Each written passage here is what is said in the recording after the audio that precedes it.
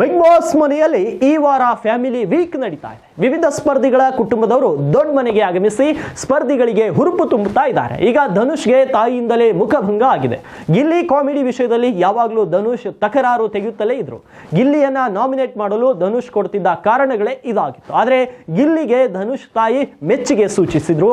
ಧನುಷ್ ಅವರು ಯಾವಾಗಲೂ ಗಿಲ್ಲಿ ಬಗ್ಗೆ ಕಂಪ್ಲೇಂಟ್ ಮಾಡುತ್ತಲೇ ಬರುತ್ತಿದ್ದಾರೆ. ಗಿಲ್ಲಿ ಉತ್ತಮವಾಗಿ ಆಡೋದಿಲ್ಲ, ಹಾಸ್ಯದ ಮೂಲಕ ಎಲ್ಲರಿಗೂ ನೋವುಂಟು ಮಾಡ್ತಾನೆ ಎಂದೆಲ್ಲ ಹೇಳ್ತಿದ್ರು. ಆದರೆ ಹೊರಗಿನ ಪ್ರಪಂಚ ಗಿಲ್ಲಿಯನ್ನ ನೋಡುತ್ತಿರುವ ರೀತಿಯೇ ಬೇರೆ ಎನ್ನುವುದು ಧನುಷ್ಗೆ ಈಗ ಅರ್ಥವಾದಂತೆ ಇದೆ. ಅದು ಕೂಡ ಧನುಷ್ ತಾಯಿ ಕಡೆಯಿಂದಲೇ ಎನ್ನುವುದು ವಿಶೇಷ. ಧನುಷ್ ತಾಯಿ ಗಿಲ್ಲಿಯನ್ನ ಹಾಡಿ ಹೋಗಲಿದ್ದಾರೆ. ಗಿಲ್ಲಿ ಕಾಮಿಡಿ ನನಗೆ ತುಂಬಾ ಇಷ್ಟ ಆಗುತ್ತೆ ಎಂದು ಮನಸಾರೆ ಹೇಳಿದ್ದಾರೆ. ಈಗ ಧನುಷ್ ಏನು ಹೇಳಬೇಕು ಎನ್ನುವುದು ಗೊತ್ತಾಗಲಿಲ್ಲ.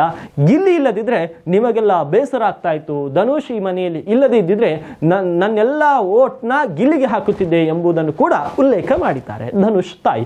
ಈ ಹೊಗಳಿಕೆಯಿಂದ ಗಿಲ್ಲಿ ಖುಷಿಯಾದರೂ ಧನುಷ್ ತಾಯಿ ಮಾತು ಇಡೀ ಮನೆಯವರಿಗೆ ಅಚ್ಚರಿ ಕೂಡ ಮೂಡಿಸಿದೆ.